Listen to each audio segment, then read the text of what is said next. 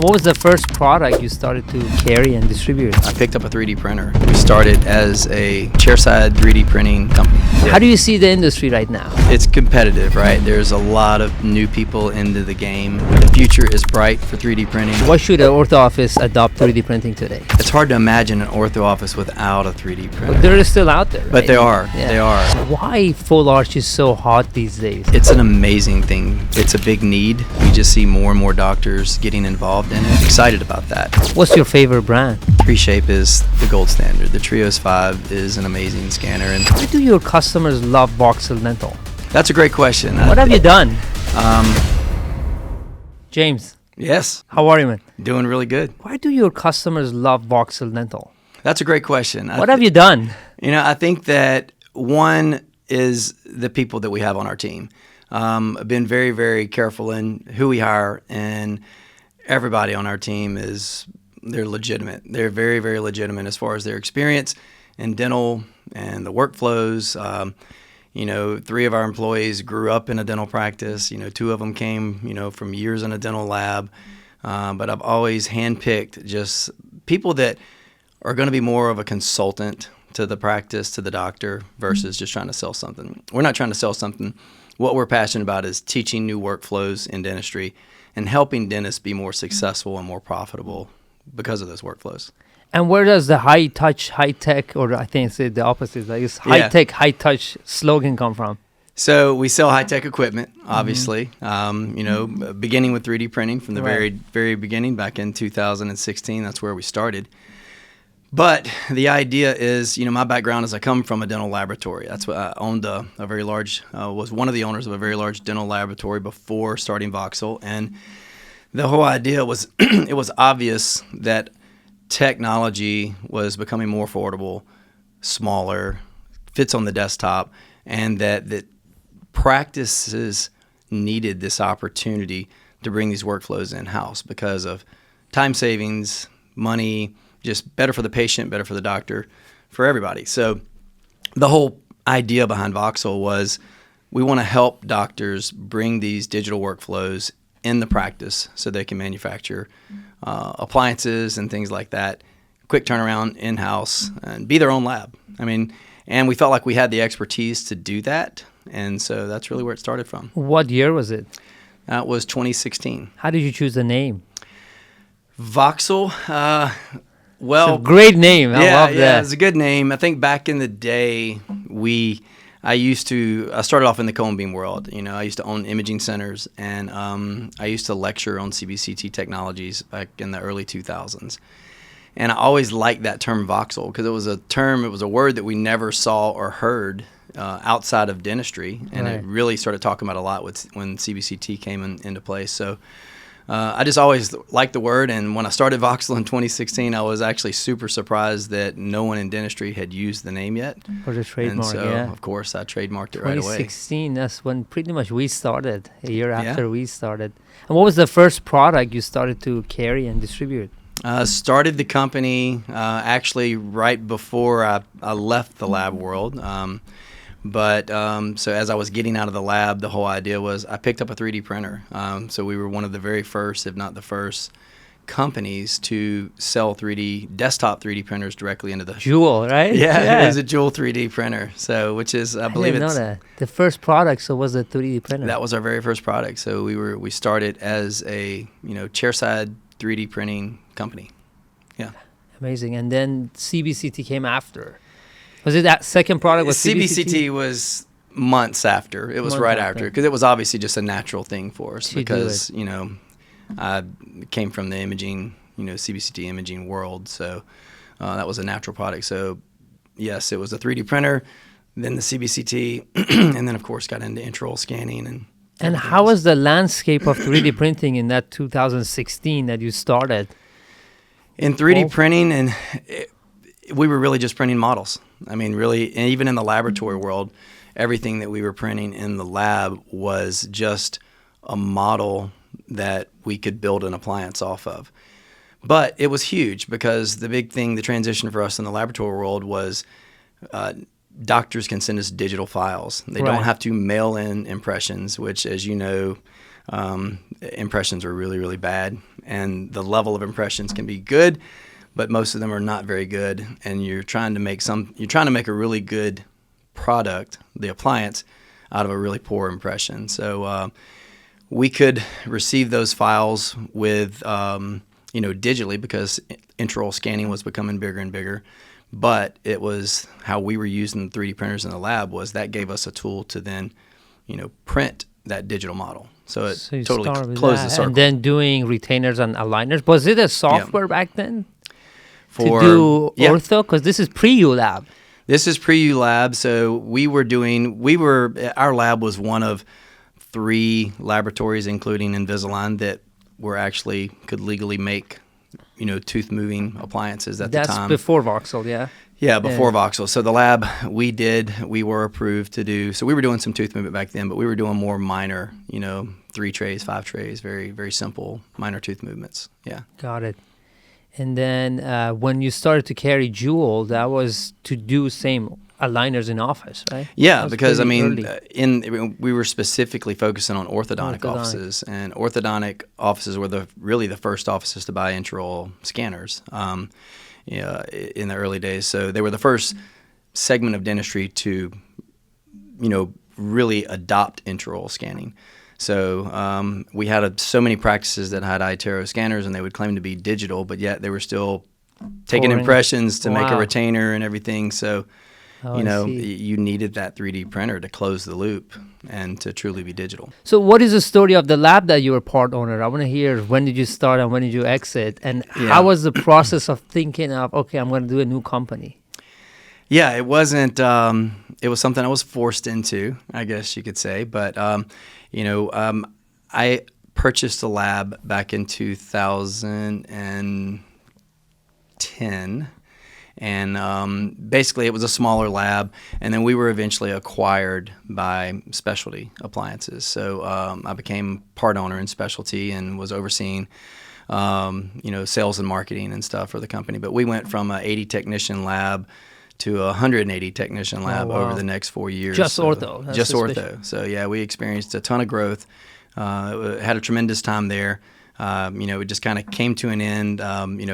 Partner and I decided to go different ways, and it opened up a door to do something that I was really passionate about, which was digital, but also taking what I knew from my years in the laboratory and helping doctors apply those workflows in their own practice.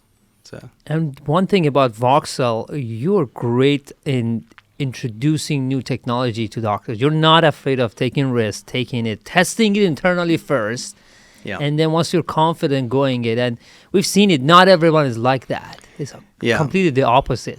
Yeah. And how's that working for you? What are the challenges of it? And I want to hear some of the new products you bring every year. It's definitely challenging. It's not easy, and that's why not a lot of people do it. But we thrive in taking that brand new product, that brand new technology, and introducing it into the market. Because we're several old lab guys and technology nerds, we love figuring out the technology, and then helping figure out ways to truly implement it into the practice. So because of that, we're very, like our motto is high tech, high touch.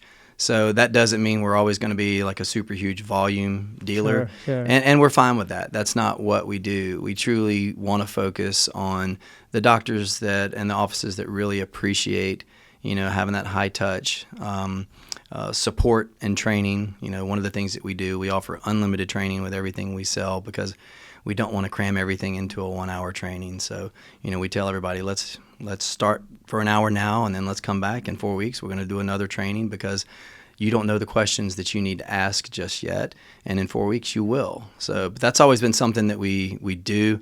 Because of that, 70% of our business is referred from current customers. Doctors. Amazing. So, but we don't have a huge marketing department or anything. But again, that's not what we choose to do. We like being that high tech, high touch boutique dealer when it comes to technology. I want to hear the story again. This is like a baby. You grew, and at some point you had to share it or partner it, and exit it at some point. Yeah. Or maybe you don't say that. What do you want to say? Well, no, not exit it, but Not you know, take it to the next level. Yeah, take it to the next level. Yeah. How was that? Was it tough to do it? Were you excited? It's actually really exciting, and it's public information, obviously, but it's nothing that we've really announced yet. So maybe this is a great way to announce it. But yeah, back at the end of October in 2023, you know, we did get involved with a private equity group. So we essentially sold out to a private equity group, but then we had an opportunity to heavily reinvest. So I'm not going anywhere by any means. I'm just as invested as I ever was. But what we did is it brought in some, you know, just a partner that could help us grow and take what we're doing at Voxel to the next level. You know, one of the really exciting pieces is, you know, it was a roll-up of 4 different companies. So because of that, can you share which ones? Yeah, we've got some great synergies with our sister companies now. You know, probably the biggest one, and you know, one that's great to talk about is, you know, we're now sister companies with Renew Digital, which is the country's leading, largest used and refurbished equipment provider, specializing in imaging, particularly cone beam imaging.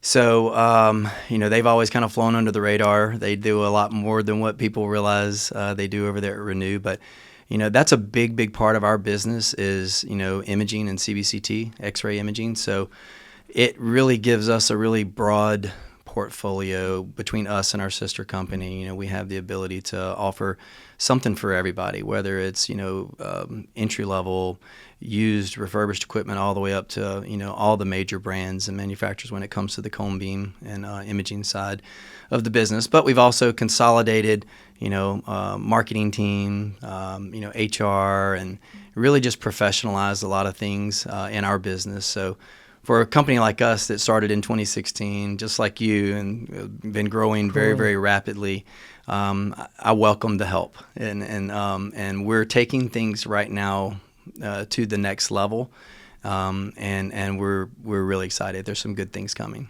And James, how tough was it to build Voxel? I mean, you're saying you're very humble, you give credit, but it's a lot of entrepreneurial juice to go into really growing it from a single product in 2016 to what you're doing at different variety. Totally different level.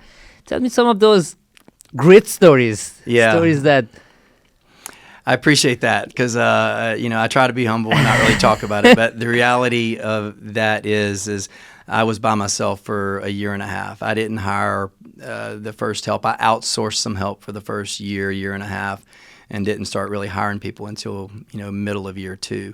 So, you know, my wife would probably be a good person to ask those questions about because, as you know, it's very tough in the beginning, starting a new business.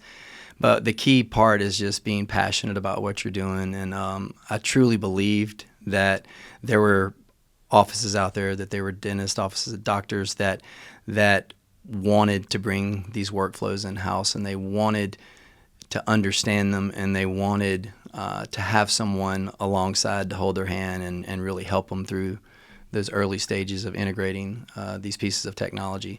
So, but yeah, it was tough the first couple of years, and you know, and then once we got to a certain point, and I started bringing on some additional talent, and then here we are, where we are right now, with you know, over 120 W-2 employees between our platform right now. Amazing. And we have an amazing team. So it's been a fast and furious 7 years. That's amazing. Yep. I remember the first time we met was I thought it was AAO, but it wasn't. It was in Equator, New York, or Chicago. And then you came to our office for the launch of the Pro 95 printer, right? Before the market, the original Pro. So right before Chicago. It was probably January time. Yeah, it was amazing. I was one of your only maybe 2-3 dealers or something at the time that were working with you guys, and we had a MoonRay product, and that was the only product. And I remember you brought me in for a sneak peek of what was to come with the Pro. Just what we did today. Yeah, it's exactly what we're doing today, a sneak peek of what's next at SprintRay, and it's extremely exciting, by the way. But yeah, I remember that day well. We talked about the Pro launch and what we needed to accomplish, and we had a very successful launch together. And the scan repair, I remember, it was a big deal. That's right. And you wanted to also like a line cut or a plane cut. Yes. That was a big deal. And that Chicago, we killed it. We absolutely remember, killed you were just on the phone taking orders. Yeah, I think I sold like 36 40 printers units. the first day or something. It was a lot of fun. It was very fun. And printing was a different landscape in that 2019-20. Right now it's busier. Yeah. How do you see the industry right now? I see the industry as it's competitive, right? Mm-hmm. There's a lot of new people into the game, and some people are they're obviously paying attention to dentistry now. 3D printing is big in every market, but you know, I will say after some of the things that we saw today, SprintRay's not going anywhere for a long time. Saw some really amazing things that you guys are doing, sneak behind the curtain. So I appreciate you sharing that with us. And the future is bright for 3D printing, and the future is really bright for SprintRay. And I can't wait for the next few years. Are going to be a lot of fun. So why does an ortho office should adopt? Well, why should an ortho office adopt 3D printing today? Oh my goodness, it's hard to imagine an ortho office without a 3D printer. But they're still out there, right? But they are. Yeah. They are. It's the reality is you know, everyone wants to be digital, and every office pretty much at this point has an intraoral scanner. And again, like I said earlier, you need to close that loop because you're not digital until you can output that digital image. Because the reality is they take the scan for a reason, because they need to build, even if it's just the simplest appliance like a retainer, and you need the 3D printer to do that and to do it same day in office and efficient. Yeah, very, very important. And I think with the same purpose in mind, you see a lot of Facebook groups of doctors trying to push unvalidated workflow to produce class 1, class 2 medical devices in dental offices. What's your thought on that? Yeah, we see it all the time, every day, as a matter of fact. I get it. I think coming from a commercial lab like I did, I think it can be dangerous. Particularly when we're talking about the devices that we are direct printing that are going into the mouth. You know, what the companies like you do are very important, because you do all of that extremely important testing and making sure that the workflow is completely safe. And so, yeah, you know, you see a lot of that. I hate to see it. Not just because we're not selling those printers, but you know, we want to make sure that we hold dentistry to a certain standard. I think the patients deserve that, and I think I just think that people need to be careful about making sure that procedures are followed properly, and that these appliances that are being fabricated in-house are done the right way, and no one's going to get hurt. I think some of those Amazon resins have components that are completely banned in the States. They're really pushing it under the radar. There is definitely a need for these devices to get regulated, some sort of a class 1, class 2. I think that's the industry needs it right now still. 7 years into it. It's a big confusion. Totally and why. Totally. Those materials are not made to print models of teeth that are then being, you know, appliances are being fabricated from. Those resins are intended to to print Eiffel Towers and Marvel characters and whatever else, but not dentistry. Another thing you guys have done really well is to really venture into other workflows outside of ortho. I remember for the first couple of years, Voxel was synonymous with ortho, but you really broke out of that. Yeah. So how did full arch happen?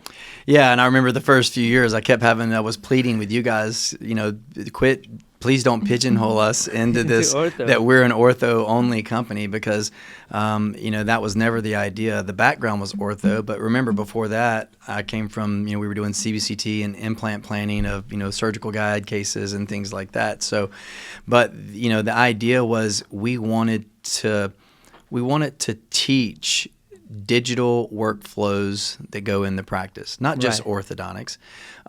We love working with specialists, of course, because they're very specialized workflows that go there.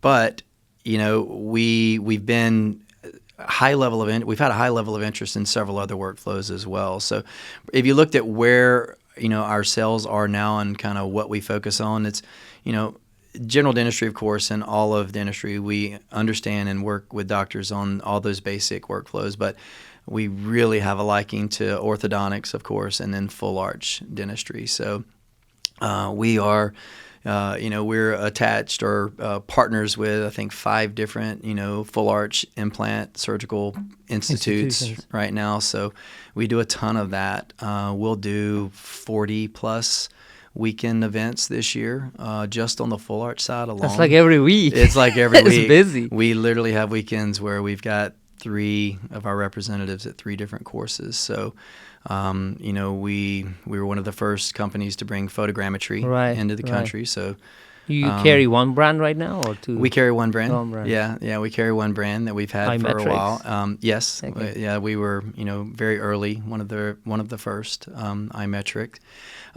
We evaluate everything.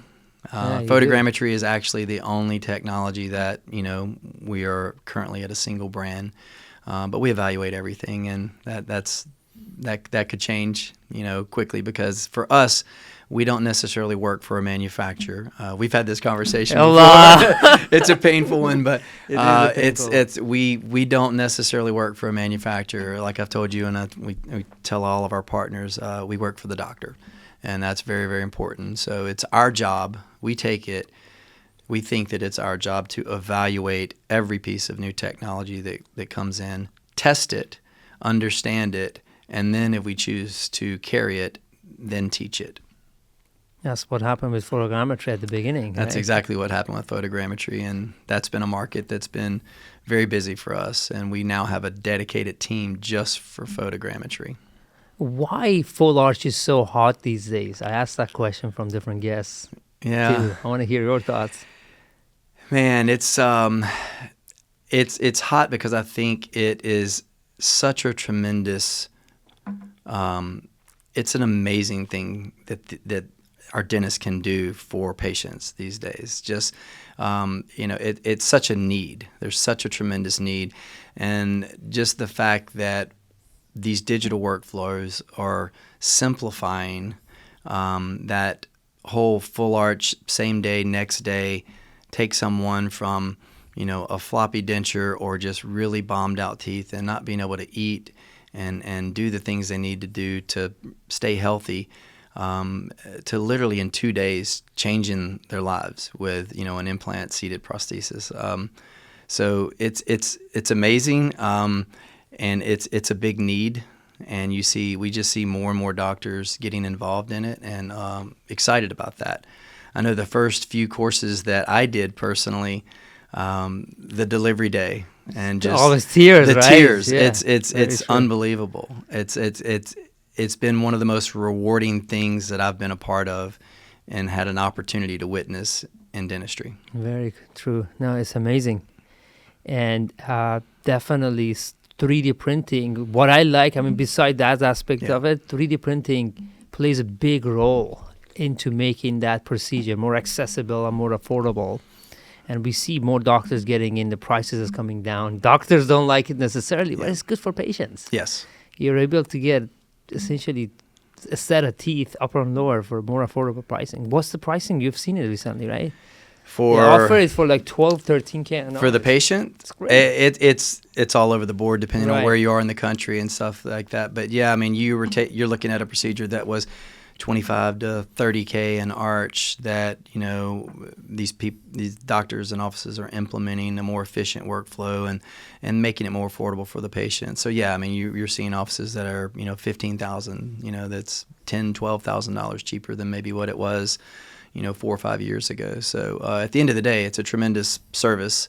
I think it opens the availability to more patients. So the market's just getting bigger and bigger, because we're able to, control the costs with technologies like 3D printing. Very true. So for ortho offices, you got a full workflow for ortho, for full arch you do, what is your offering for GPs to go digital, and what's your pitch to them? GPs, there's so much that we can do with, well, one, we sell everything digital. What makes Voxel a little bit unique is that we don't sell basic supplies, right? We sell only things that are digital, that are in-office workflow related, from scanners to cone beams to 3D facial, cameras, to photogrammetry, to robotics, milling. So we do all of those things in an office that don't just apply to ortho or full arch surgeons, but just the everyday dentist that is delivering 10, 15 night guards a month, or doing whitening trays, or doing some retainers. There's so much we can do with not only 3D printing, but of course scanning and everything else to make that office more efficient. So iOS, or intraoral scanning, is the beginning of it. Yes. What's your favorite brand? Oh, you gotta. I'm gonna put you in a tough spot with your partners. But. Yeah. No, I think it's just like anything. We carry multiple brands for a reason, because they each have a value proposition. Right. I think it's hard for anybody to dispute when it comes to speed and how easy it is to use a scanner. That 3Shape is the gold standard. The Trios 5 is an amazing scanner, and it's probably one of the only scanners that work really, really well, particularly in that full arch environment when we don't have teeth present and it's a surgical site and we've got blood and saliva. That's where that scanner really shines. But then we've got a huge following for our other partners too. Allied Star, which is a new scanner to the market that doesn't have fees. It's very much like the Medit, which is another very popular brand that we have that has amazing software, with a bunch of free apps. So there is no perfect scanner for every doctor. It truly depends on what that doctor's needs are and how they plan on using the scanner. So when someone asks, what's the best scanner, what would you sell me? I can't answer that until I ask you 5 to 10 questions, right? I need to learn a bit about your practice, how you plan on using that piece of technology. And then our goal is to always give you a good, better, and best option. What's your thoughts on the new iTero? So much buzz around it. It's a lot of buzz, and I can say that the technology looks pretty amazing. But I'm a very conservative guy, and I'm not going to share an opinion until I can put that technology into use, into use and in my hands, and to get a really good idea of how it's used. I know that it's being launched somewhat limited in the beginning. It's for ortho only. There's no restorative. No restorative until the end of the year. So I think the time will tell. But it looks expensive. It's expensive, but it looks like a really cool piece of technology, and time will tell. Amazing. You also have some other cool tech in your website. I want us to take a look. You changed your logo 3 years ago. Yeah. That broke my heart. Did it really? I like the previous one better. Well, to be honest, the first one was I had one employee at the time, and he and I just literally hacked it together. We made it one day. Let's see if Google has it. Whereas this one was professionally designed. Voxel Dental. And This is the previous one, yeah. Yeah, I'm from Louisiana, and I'm a big, huge LSU fan. So that's the purple. I had to switch the colors back to purple. Yes. Amazing. So going to your website, where do I find those cool? You could just pick a category there. 3D printing. You carry everything. It's got milling. I don't like it. Yeah, it is what it is. Let's go to milling. No, I want to go to that wire bending robot first. The wire bender. How do I find it?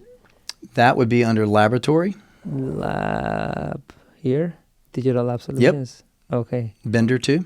Yote. Yeah. All right. So interesting story. The Yote. Yote is the name of the company. Bender 2 is the technology. Bender 2. Bender 2.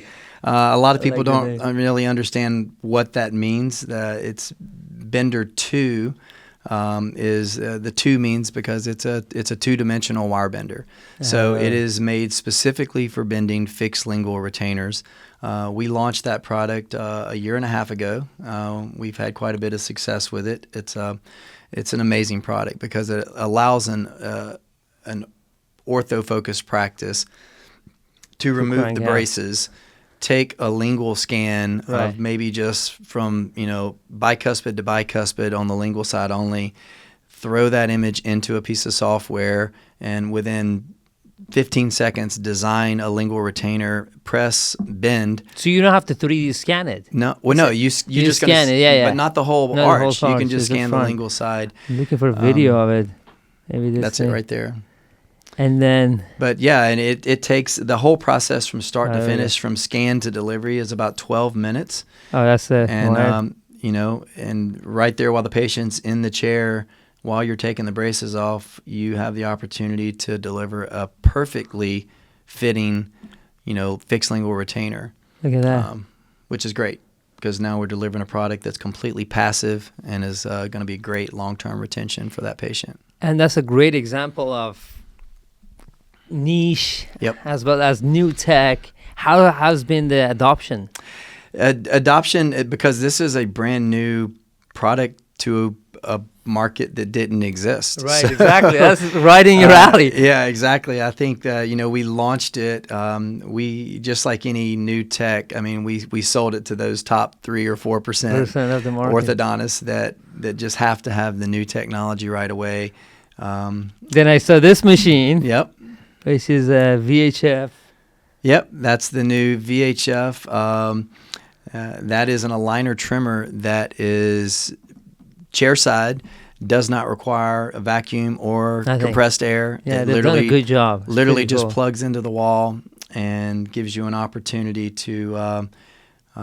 We were been playing around with it in the office, and we can turn around a set of 5 to 10 aligners, from scan to completion in an hour and 10 minutes. So tools like this are given, offices the opportunity to truly be really efficient and deliver these appliances same day. So it does one at a time, so you got to keep loading it. It does one at a time. It takes about 50 seconds to trim that trim line, but you're going to get a perfectly trimmed trim line. And the best part about polishes it too at the same time? You're going to buff it, when you take it off. But the most amazing part about it is, with that technology, is that you do not have to create a trim line. It automatically detects the gum line, and then will set the trim line maybe 1.5 millimeters or whatever off of that gum line.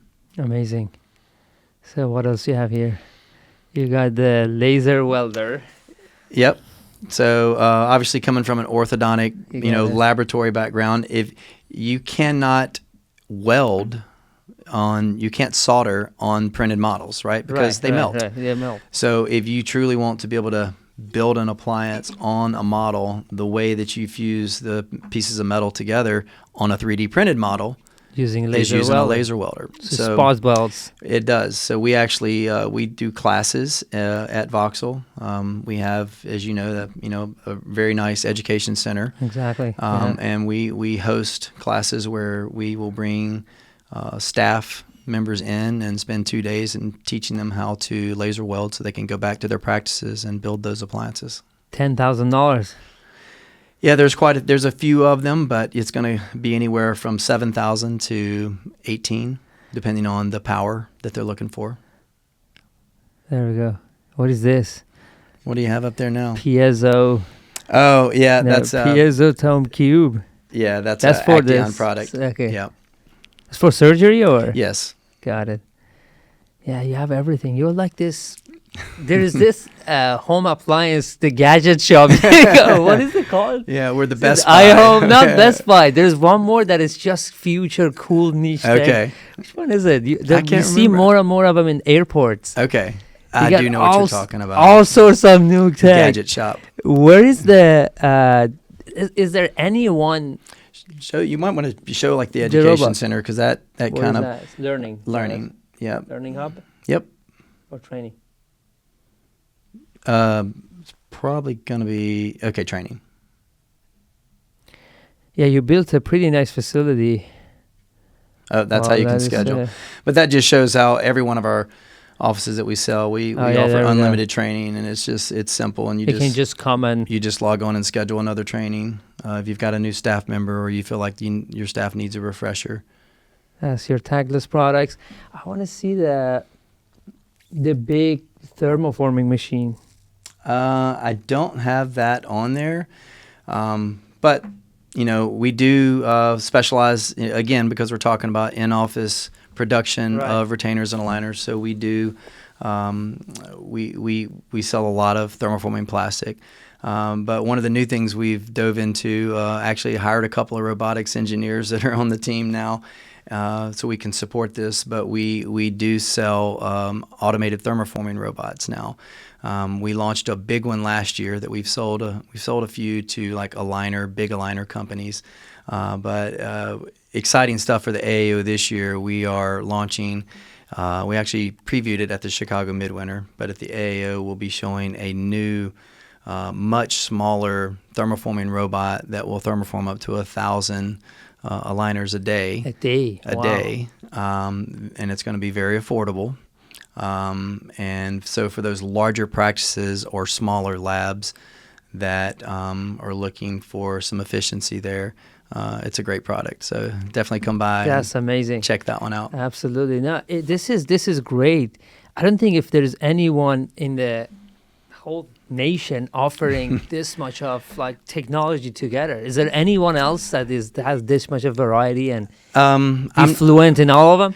Well, I'm not sure. It's and we're very careful about that too. We it's very important to us that we only carry products that we feel like we can be experts in. So just like milling, for example, we didn't have mills for quite some time, but we do now. But I waited until we got to the point where we could hire, a very seasoned product manager to run our milling department, and then we got a couple of reps that came from that world. One came from the laboratory world where they've done tons of milling. So we wanted to make sure that we can support a product at the highest level. But yeah, at this point, we pretty much carry everything digital. There's maybe another company or two that does similar things. Not but to this variety and probably being good not at all. Quite. Yeah. Congrats on all the success, my friend. Appreciate it. Any final thoughts? No, just so honored to be here again. Like every time I come here, it seems like it's right on the cusp of something big happening at SprintRay. And once again, that's where we are. So thank you for having myself and Mark at the office today. We had a great time.